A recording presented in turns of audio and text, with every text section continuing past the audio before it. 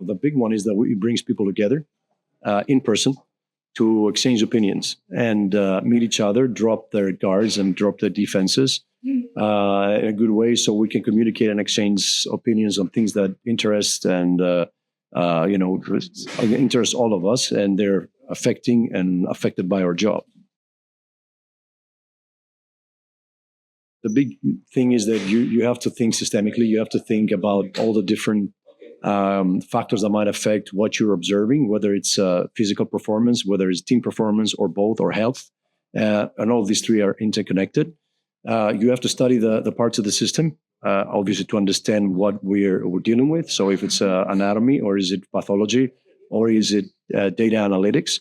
And then try to find a way where you can incorporate all those into a meaningful, practical, and simple system. So you don't need to analyze 50 metrics.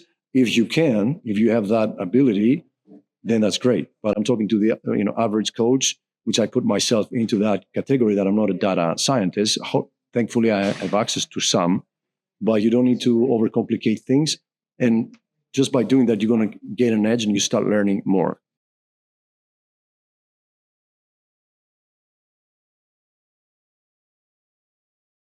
I see as the next trend, what I see great interest in doing, again, because technology is advancing, and that goes hand in hand. Technology advances, gives us different ideas. This can be useful, or now I don't need 200,000 to access a force plate. Now I don't need to build a biomechanics lab. I just have it now.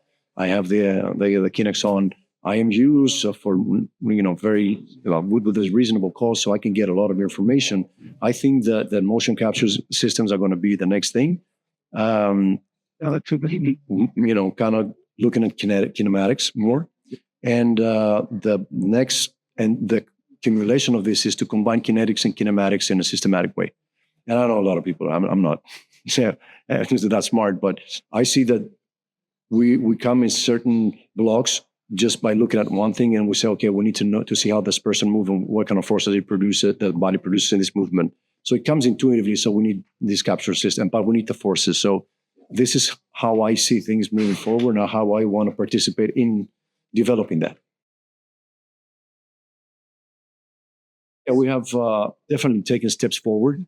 European basketball have a lot of disadvantages comparing to the NBA. I'll call them disadvantages, or we're back in certain things. But we also have advantages, and one advantage is that we're more coherent as staffs. The performance and medical staffs are way better communication, I think, with the head coaches and the management. And we're smaller units, so we can move faster, maybe. We don't have the resources. We don't have the mentality and the philosophy as from centralized, or so from the top to look into these things. We're now looking more into getting through the seasons. But I think I see a shift. We already have with the EuroLeague a working group. We're studying injuries. So that's a step forward. We allow live tracking in the games. That's a step forward. So I think we're kind of realizing that we have problems, and we also have potentials to solve these problems.